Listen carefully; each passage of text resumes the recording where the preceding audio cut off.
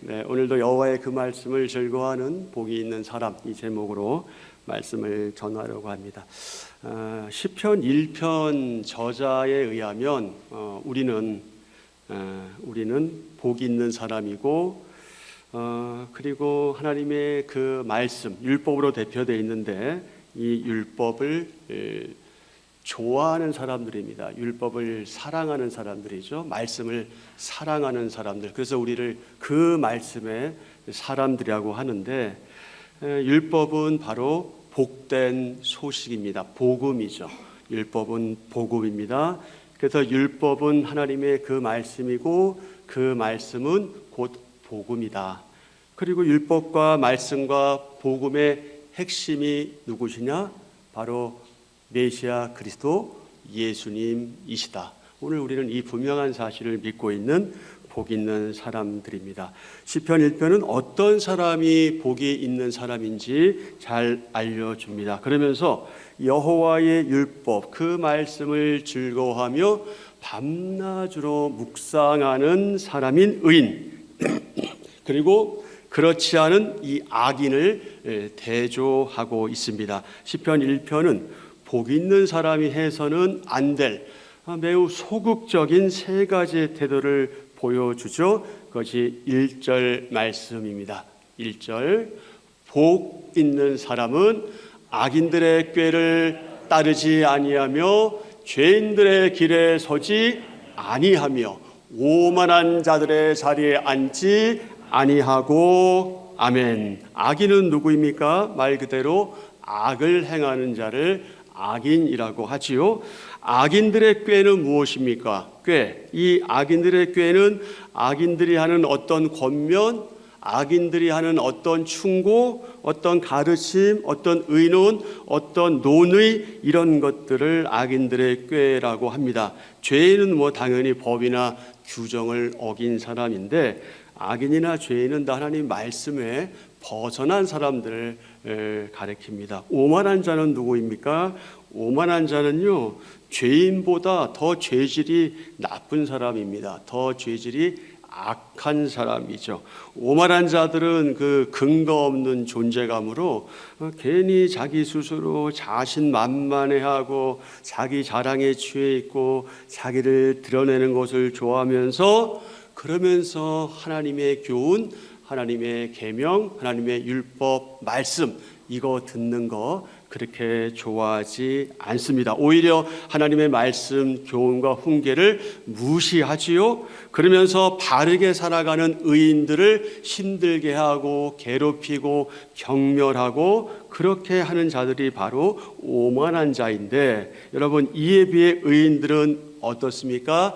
의인들은 소극적으로 어떻게 한다고 그랬어요? 이 세 가지를 하지 않는 사람이죠. 그런데 여기서 여러분, 꾀를 따른다 하는 것, 그리고 길에 서지 않는다, 자리에 앉지 아니한다 하는 것은요, 이 순서적으로 볼 때 점점 좋아지는 것이 아니라 더 악해지는 걸 말해요. 더 나빠지는 거예요. 처음에 꾀를 따르지 않아야 되는데 꾀를 따르니까 죄인들의 길에 서게 되고요, 그 다음에 어디까지 가는 거예요? 오만한 자의 자리에 앉게 되는 거죠. 자, 그렇다면 1절에서 강조하는 이 악인들과 상대적으로 복 있는 사람은 누구입니까? 기본적으로 이 세 가지를 하지 않는 사람이죠. 그 세 가지가 뭔지 우리 다시 한번 확인하죠. 첫째, 또는 따르지 않는 사람. 둘째, 셋째, 네, 그렇다면 오늘 저하고 여러분 어떤 것 같습니까? 이 세 가지를 하지 않는 사람입니까? 아니면 몇 가지를 하고 있는 사람입니까? 2절입니다. 2절 시작. 오직 여호와의 율법을 즐거워하여 그의 율법을 주야로 묵상하는도다. 아멘. 복 있는 사람이 누구입니까? 적극적으로 무엇을 하는 사람, 그가 복 있는 사람입니다. 복이 있다 하는 건 우리가 살아가면서 단순히 어떤 기쁜 일을 만날 때 기뻐하고 즐거워하고 어떤 행복감을 느끼는 것, 그 이상 그보다 훨씬 더 고상하고 뭐라 말로 표현할 수 없지만 너무너무 좋은 그 상태, 그것을 복이 있다라고 하는데, 저와 여러분 성도들에게 있어서 더욱이 복이 있다는 것은 하나님과 올바른 관계를 맺고 그분과 바르게 교제함으로 경험하게 되는, 우리의 몸으로 체득하게 되는, 그래서 우리가 받게 되는 그 참된 복을 누리는 상태, 이것이 복이 있다는 것을 의미하는데, 자, 그러면 2절에서 복 있는 사람은 누구입니까? 먼저는 여호와의 율법을 즐거워하는 사람이죠. 그리고 여호와의 율법을 즐거워하니까 어떻게 해요? 그의 율법을 주야로 묵상하는 사람. 그가 누구다? 그가 복 있는 사람이다. 여기서 여호와의 율법은 여러분 아시는 것처럼 창세기, 출애굽기, 레위기, 민수기, 신명기를 율법서라고 하고 히브리어로 토라 이렇게 말하는데요. 이 토라를 말하죠. 모세 오경인 토라, 그리고 가르침, 교훈이라는 의미를 가진 이 율법의 원래 의미와 함께 하나님께서 주시는 모든 말씀과 그리고 그 모든 교훈, 가르침을 의미합니다. 이것이 여호와의 율법입니다. 주야로 묵상하는 행위에 있어서 주야는 말 그대로 문자적으로 낮과 밤을 의미하죠. 그런데 낮과 밤보다 더 훨씬 더 깊은 의미가 있습니다. 그것이 뭐냐? 이 주야가 주는 의미는 항상, 늘, 언제나 이런 의미가 있습니다. 그러니까 그의 율법을 항상, 언제나, 늘 뭐한도다? 묵상하는 도다. 이렇게 말씀하고 있는 거죠. 묵상한다고 하는 말은요, 중얼거리다, 중얼중얼거리다, 낮은 목소리로 말한다, 낮은 목소리로 읊조린다, 이런 의미를 가지고 있는데요. 자기 자신에 대해서 말하면서도 보다 깊이 생각하고 또 성찰하며 기도하는 것, 이것을 묵상이라 그렇게 말하기도 합니다. 사랑하는 지체 여러분, 오늘 저와 여러분, 우리는 이미 복 있는 사람의 상태에 들어가 있습니까? 그렇죠? 우리는 이미 들어가 있습니다. 정말 그렇습니까? 정말 그렇습니다. 왜 그렇습니까? 그것은 우리에게 있기보다는 하나님의 은혜 가운데 우리가 들어가 있기 때문에 그렇습니다. 하나님의 은혜에 대해서 아무리 강조하고 또 강조해도 지나치지 않지요. 우리의 주님이신 예수님의 그 은혜로 말미암아 우리가 이미 복 있는 사람이 되었습니다. 그래서 우리는 감사할 뿐이지요. 내가 한 것 아무것도 없는데 우리를 복 있는 사람의 상태에 있게 하셨으니 얼마나 감사한 일입니까? 하지만 사실 솔직하게 우리가 우리를 자신을 이렇게 돌아보면 과연 내가 복 있는 사람인가? 내가 복 있는 사람다운가? 내가 복 있는 사람이라는 평판을 받을 수 있는 사람인가? 그런 인정을 받을 수 있는 사람인가? 이런 거 생각해 보면 어쩌면 나는 복 없는 사람일지도 모른다. 이런 결론에 도달하게 될지도 모릅니다. 그래서 여러분, 우리는 좀 더 신중하게 우리의 정체성, 정말 우리가 누구인가, 나는 누구인가, 이것에 대해서 신중하게 생각하고 우리들 각자가 정말 복이 있는 사람인가에 대해서 자신을 돌아보아야 할 필요가 있는데, 그 가운데 한 가지의 질문이 이런 질문입니다. 이미 내가 복 있는 사람인데 나는 복 있는 사람답게 살고 있는가?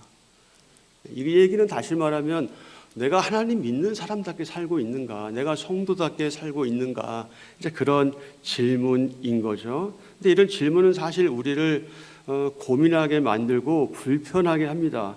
그리고 갈등하게 하죠. 근데 여기서 재미있는 건 우리가 믿음에 대해서 그렇게 관심이 없으면 고민할 이유도 없고요. 갈등하지도 않습니다. 그러나 우리가 어떻게 하든지 하나님을 바르게 믿기 위해서 애쓰고 몸부림치는 그분의 성도인 신분이 분명하다면 이거 부딪힐 수밖에 없어요. 왜냐하면 그렇게 살아야 되는지 알거든요. 이미 구원 받았잖아요. 우린 이미 구원 받았고 오랜 동안 교회 생활하고 신앙생활 하는데 내가 성장이 없고 더딜 때 그것에 대해 스스로 답답해하지 않고 그렇다면 그건 문제 있는 거 분명하죠. 그러니 뭔가 좀 성장하기를 원하고 성숙하기를 원하는 사람들은 고민할 수밖에 없어요. 도대체 내가 왜 이러는 걸까? 내가 정말 믿는 사람답게 살고 있는가? 이런 것들을 생각할 수밖에 없는 거죠. 우리는 복 있는 사람인데도 복 없는 사람처럼 그렇게 살아가고 있지 않은지 늘 자신들을 좀 점검하고 돌아볼 필요가 있습니다. 사랑하는 여러분, 복 있는 사람이 누구입니까? 복 있는 사람, 그러니까 하나님 말씀을 잘 아는 사람이라고 말할 수 있죠. 왜냐하면 여호와의 율법을 즐거워하여 그의 율법을 주야로 묵상하기 때문에 그 사람은 하나님 말씀을 잘 아는 사람일 수밖에 없어요. 그러면 복 있는 사람이 누구냐? 성경을 연구하는 성경 박사들, 또 신학자들, 그들이 복 있는 사람입니까? 신학교에서 신학을 가르치는 교수들, 그들이 복 있는 사람들입니까? 성경을 매일 묵상하고 연구하여 사랑하는 지체들에게 말씀을 전하는 설교자들, 목회자들이 복 있는 사람입니까? 도대체 누가 복 있는 사람입니까? 오직 성경에만 파묻혀서 나는 그 말씀의 사람이야, 이런 영적인 자부심으로 늘 어떻게 하든지 열정과 열심을 가진 성도, 매일 성경만 보는 그런 성도나 교인이 복 있는 사람입니까? 도대체 누가 복 있는 사람입니까? 만약에 그런 사람들만이 복 있는 사람이라고 한다면 그 나머지 우리 지체들은 그렇다면 복 없는 사람일까요? 그렇지는 않잖아요. 혹시 여러분 중에 신앙생활하고 교회생활하면서 이런 고민 해보지 않은 분들은 없을 겁니다. 정말 나는 구원 받았나? 내가 구원받은 게 확실한가? 내가 구원을 받았는데 왜 내 믿음은 이 상태지? 내가 구원 받았는데 왜 나는 하나님 말씀을 별로 좋아하지 않지? 별의별 생각을 다 하면서 야, 이거 나한테 믿음이 없는 거 아니야? 이런 생각을 할 때도 있었을 겁니다. 그것은 여러분의 고민이 아니라 저희 같은 목회자들도 늘 고민하고 하나님 앞에서 돌아보는 그런 내용이긴 하죠. 그래서 여러분, 어쩌면 구원받은 하나님의 사람인 성도가 계속해서 하나님 말씀이 전달되고 전해지고, 그리고 무엇보다 자기 손에 성경책이 있음에도 불구하고 성경을 가까이 하지 않는다면 그건 심각하게 고민해 봐야 될 문제는 맞기는 맞아요. 정말 그 본인이 구원받은 것에 대해서 심각하게 스스로에게 묻고 하나님과 관계 속에서 풀어가야 될 문제가 맞기는 합니다. 그러나 그럼에도 불구하고 여러분, 그것 때문에 실망하고 낙담하고 좌절하고 포기할 필요까지는 없어요. 왜냐하면 사람마다, 우리 각각 구원받은 사람마다 신앙의 분량이 다르기 때문에 그렇습니다. 그래서 어떤 분들은 삶의 우선순위를 무조건 하나님께 두고 그 성경을 읽고 연구하는 것에 중점을 두는가 하면 다른 분은 그렇지 못할 수가 있어요. 그러니 그것 가지고 너는 왜 그렇게 성장이 안 되냐, 성숙이 안 되냐, 그럴 필요까지는 없지만 그것 때문에 우리가 모든 걸 포기하기까지 할 필요는 없다. 왜 그러냐? 그 대답은 매우 단순해요. 아주 단순합니다. 그 대답이 뭐냐면 그렇게 하면 되니까. 네. 근데 그렇게 하지 않겠다라고 혹시 여러분 가운데 생각하는 분이 있다면 저는 어떻게 할 수가 없습니다. 하나님과 여러분의 문제지 저의 문제는 아닙니다. 계속해서 말씀이 주어지고 복 있는 사람에 대해서 전달이 됨에도 불구하고 복 있는 사람다운 삶에서 내가 점점점 가까워지지 않고 있다면 이건 생각해야 될 부분들이 많아지게 되는 거죠. 그러나 이런 말씀들을 통해서 도전이 되고 내 마음가운데 와 닿았을 때 하나님께서 은혜를 베푸셔서 내가 뭔가 이대로는 안 되겠다라고 그런 마음을 주셔서 그 다음 단계로 나아가고자 할 때는 이제 그렇게 하면 되는 거죠. 지금부터라도 그렇게 하면 됩니다. 지금까지 그렇게 못해 왔다 할지라도 지금부터 그렇게 한 발짝 한 발짝 더욱더 주님께로 가까이, 성경으로 가까이 그렇게 가면 되는데, 그렇게 가는 사람의 조건이라고 할까요? 전제되는 게 있어요. 그게 뭐냐면 하나님을 사랑하느냐. 하나님을 사랑한다면 여러분 어찌 말씀을 읽지 않을 수 있습니까? 하나님의 은혜를 생각하고 하나님의 은혜를 감사하는데 어떻게 말씀에 게으를 수가 있습니까? 그건 원리적으로 적합하지 않아요, 여러분. 그러면서도 우리가 중요한 건요, 여러분 하루에 성경 몇 장 읽느냐, 얼마나 읽느냐, 이걸로 스스로 만족하거나 포기하지 마십시오. 성경을 좀 많이 읽으면 내가 된 것 같고 못 읽으면 안 된 것 같은 그런 생각을 할 필요가 없어요. 중요한 건 뭐냐면 여러분 이 질문입니다. 항상 이 질문을 기억하세요. 내가 그분을 사랑하고 있는가? 내가 전심으로 그분을 사랑하고 있는가?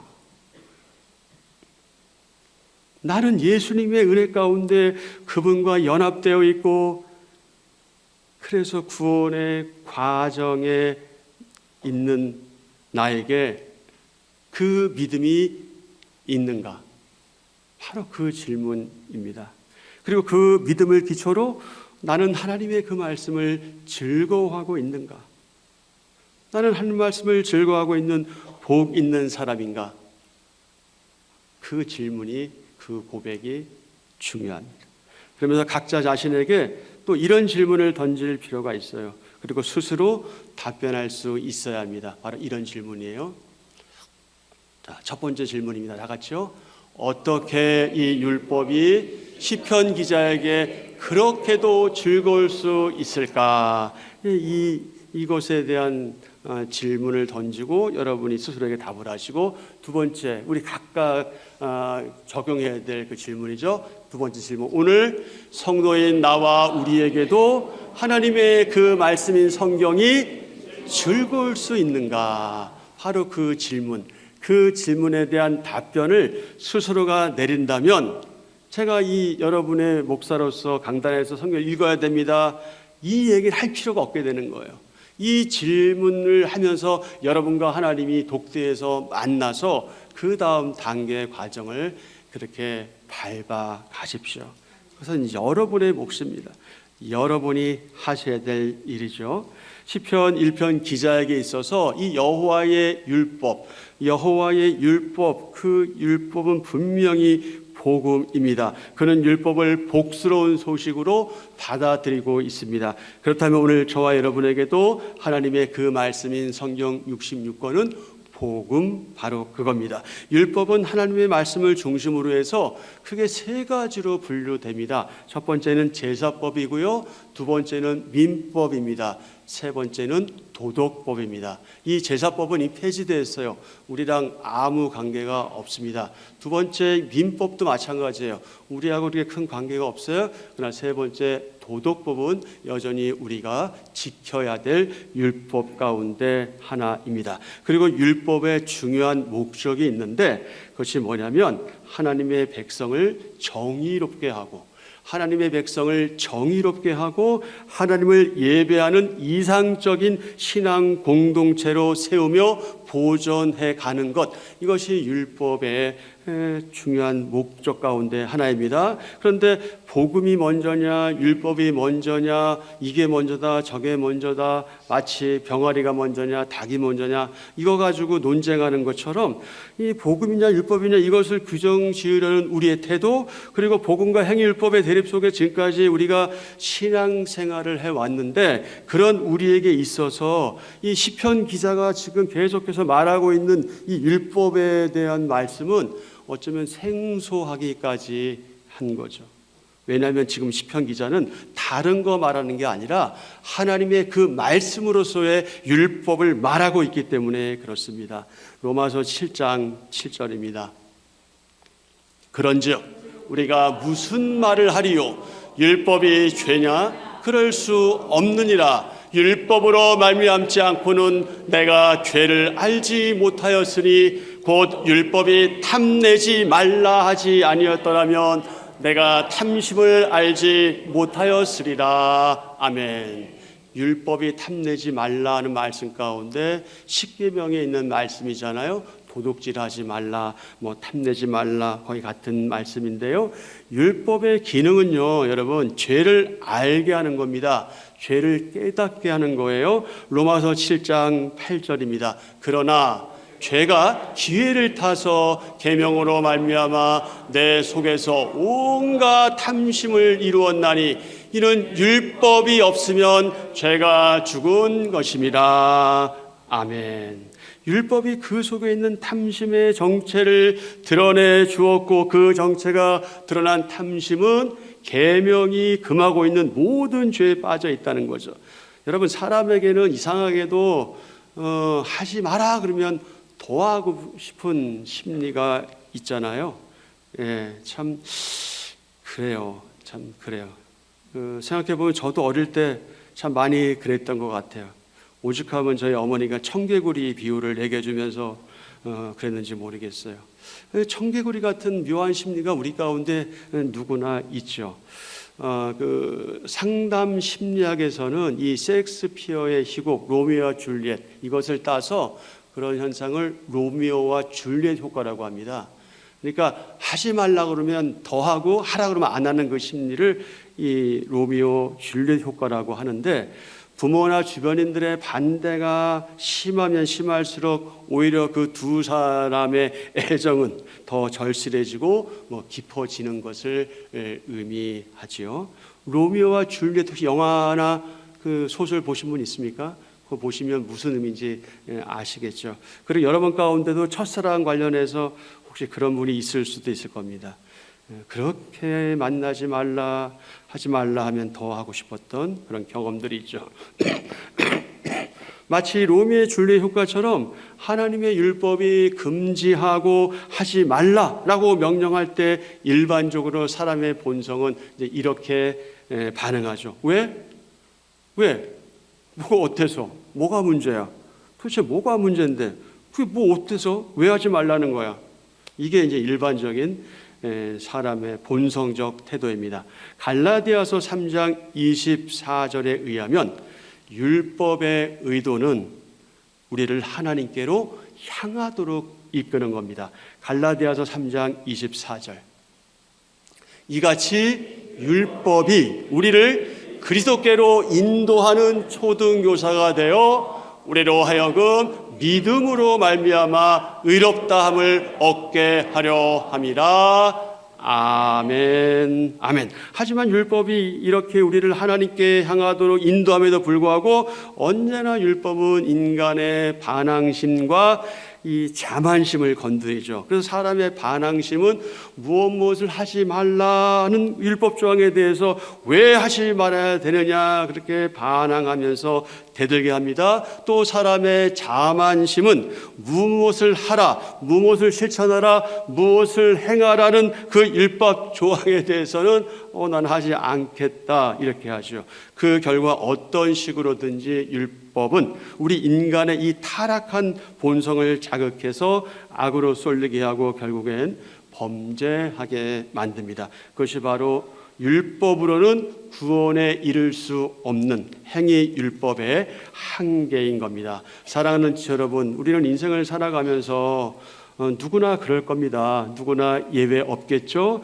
이러저런 현실적인 고민과 걱정거리, 아픔, 고난, 많은 것들을 경험하면서 생활합니다. 그래서 우리는 늘 긴장하고 갈등하지요. 그런 현실을 사는 저와 여러분이 하나님을 잘 믿고 잘 섬기고 잘 예배하기만 하면 말 그대로 우리가 복받아서 건강하고 부자 되고 자손들 다 잘 되고 형통하고 그렇게만 된다면 얼마나 좋을까요? 이 형통과 관련해서 오늘 3절 말씀이 이렇게 증언하고 있습니다. 3절입니다. 그는 시냇가에 심은 나무가 철을 따라 열매를 맺으며 그 잎사귀가 마르지 아니함 같으니 그가 하는 모든 일이 다 형통하리로다. 아멘. 여러분 모두 잘 되고 형통하기 바라시죠? 한때 그 탤런트 김은정인가? 김은정이.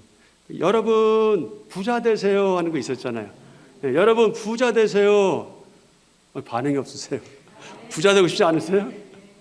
부자 되고 싶지 않은 사람이 어디 있어요? 다 건강하고 싶고 다 잘 되고 싶은 그것은 인지상정이잖아요. 저도 그래요. 저도 잘 됐으면 좋겠어요.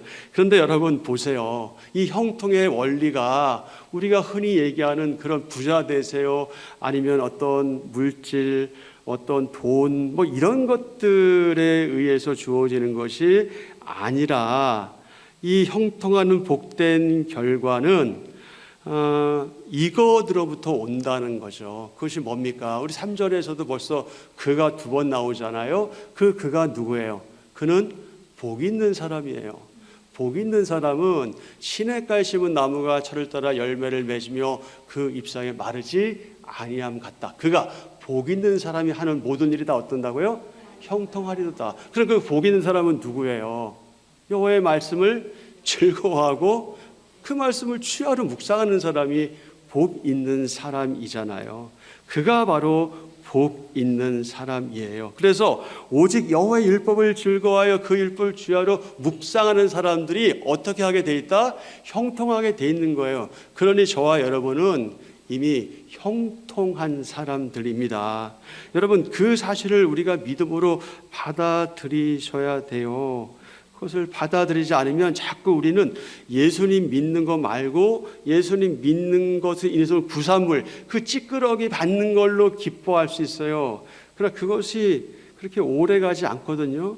예수님 믿는 그 본질 때문에 우리가 기뻐하고 즐거워해야지, 예수님 믿는 것 때문에 오늘 어떤 주변적인 그야말로 복받은 걸로 기뻐하게 되면 우리의 신앙은 늘 그 자리에 머물 수밖에 없거든요. 그러니까 정말 중요한 게 무엇인가, 그것을 우리가 놓치지 않아야 됩니다. 그 책의 사람들인 성도들, 그리고 우리 신앙의 선배들은요, 다 물질의 어떤 지나친 관심을 두지 않았어요. 번영에, 보이는 복에 관심을 두지 않았어요. 성공이나 형통을 물질적인 넉넉함이나 부자 되는 것에 두지 않았다는 사실을 우리가 늘 기억할 필요가 있습니다. 그래서 여러분, 우리가 지금 살아가는 건 여러분 각자 생활 형편이 다르잖아요. 어떤 분은 좀 부유한 분이 있고 어떤 분은 그렇지 않은 분이 있는데, 사실 따지고 보면 우리 상대적으로 가난한 거지 그렇게 가난하게 사는 사람들 옛날에 비해서 그렇게 없습니다. 여기 연세 많으신 분들 계시잖아요. 60년대 70년대 한번 생각해 보세요. 그때에 비해서 우리 얼마나 재벌됐습니까? 또 얼마나 우리가 더 가져야 될까요? 우리가 얼마나 더 가져야 만족하고, 그래서 내가 예수님 믿은 복받은 사람이구나 이렇게 생각하게 될까요? 그렇지 않습니다. 거기에 있지 않아요. 우리는 이미 복받은 사람이에요. 이미 복 있는 사람이에요. 그래서 우리에게 있어서 성공이나 만사 형통은 상황, 환경, 입장, 처지와는 아무런 관계가 없어요. 그건 관계가 없어요. 여러분, 우리 가운데 어떤 분은 건강할 수 있지만 어떤 분은 몸이 건강하지 않은 분들이 있어요. 어떤 분은 부자일 수도 있지만 어떤 분은 가난한 분도 있어요. 웬만한 사회적인 지위를 누리고 있는 분이 있는가 하면은 그렇지 않은 분도 있어요. 어떤 분에게는 명예가 주어져 있지만 또 어떤 분에게는 그렇지 않을 수도 있어요. 하지만 여러분, 그거 우리와 관계없어요. 이런 현상과는 아무런 관계 없습니다. 하나님을 바르게 섬기고 바르게 예배하고 하나님을 바르게 경배하는 복 있는 성도가 바로 누구냐? 바로 만사형통한 사람이다. 그 사실을 우리가 놓치지 말아야 돼요. 여러분, 성경을 얼마나 많이 보셨고 얼마나 성경 이야기를 많이 들어오셨어요. 형통과 관련해서 우리에게 모델이 된 사람이 있잖아요. 그가 누굽니까? 바로 요셉입니다. 요셉. 여러분, 요셉은요 어떤 처지에 있었어요? 그 신분, 그 자리 아무 관계 없었잖아요. 중요한 건 하나님이 요셉과 함께 하시면서 헤세드, 인자를 도와줬다는 거예요. 창세기 39장 20절 이하의 말씀입니다. 이에 요셉의 주인이 그를 잡아 어디에? 옥에 가두니. 왜 옥에 갇혔어요? 억울하게 누명 썼잖아요. 어떤 누명 썼어요? 보디발의 아내를 범하려고 했다는 말도 안 되는 누명을 쓰고 지금 옥에 갇혔어요. 계속이요. 그 옥은 왕의 죄수를 가두는 곳이었더라. 요셉이 옥에 갇혔으나 여호와께서 요셉과 함께 하시고 그에게 헤세드 인자를 더하사 간수장에게 은혜를 받게 하시매 간수장이 옥중 죄수를 다 요셉의 손에 맡김으로 그 재반 사물을 요셉이 처리하고 간수장은 그의 손에 맡긴 것을 무엇이든지 살펴보지 아니하였으니 이는 여호와께서 요셉과 함께 하심이라. 여호와께서 그를 범사에 형통하게 하셨더라. 아멘. 옥에 갇힌 게 뭐가 형통한 일이에요? 그렇지 않습니까? 여러분, 옥에 갇힌 게 형통한 일입니까? 그런데 우리는 옥에 갇혀도 형통한 사람인 거예요. 그게 우리의 가치관이에요. 그게 믿는 사람의 가치관이에요. 뭔가 다르잖아요. 안 믿는 사람하고는 생각조차가 달라요. 그들은 뭔가 외적으로 보여지고 나타나고 해야 와 하지만 우리는 보이지 않아도 우리 보이지 않는 걸 믿는 사람들이에요. 그래서 우리는 하나님이 나와 함께 하시고 우리와 함께 하시고 그래서 그분의 은혜로 우리가 언제 어디에 있든지 무엇을 하든지 어떤 위치에 있든지 상황에 관계없이 우리는 만사 형통한 사람이다 하는 그 의식을 늘 가지고 있어야 하는 거예요. 그렇게 살아가면 우리가 인상 쓸 일이 뭐가 있어요? 굳이 남하고 비교하면서 나는 왜 이러나, 나는 왜 이렇게 못 사나, 이럴 이유도 우리 가운데 없는 거예요. 그저 내 안에 있는 기쁨이 나를 그렇게 긍정적으로 충동질해서 정말 그 기쁨을 유지하게 하고 감사로 살아가게 하는 겁니다. 무엇을 가졌냐 못 가졌냐 이것은 우리에게 불편의 문제일 뿐이에요. 여러분, 못 가지면 불편한 건 사실이잖아요. 그러나 그것이 불행은 아니잖아요. 우리는 행복한 사람이고 우리는 복된 사람이고 우리는 모든 것을 다 가진 만사 형통한 사람입니다. 여러분, 이게 진짜 만사 형통이에요. 이게 진짜 복이에요. 임마누엘이 만사 형통의 비결입니다. 시편 저자 중 한 사람인 아삽이 이런 고백을 했습니다. 여러분 잘 아시는 고백이에요. 저는 이 고백이 저와 여러분의 고백이 되기를 진심으로 축복합니다. 시편 73편 28절입니다. 하나님께 가까이함이 내게 복이라.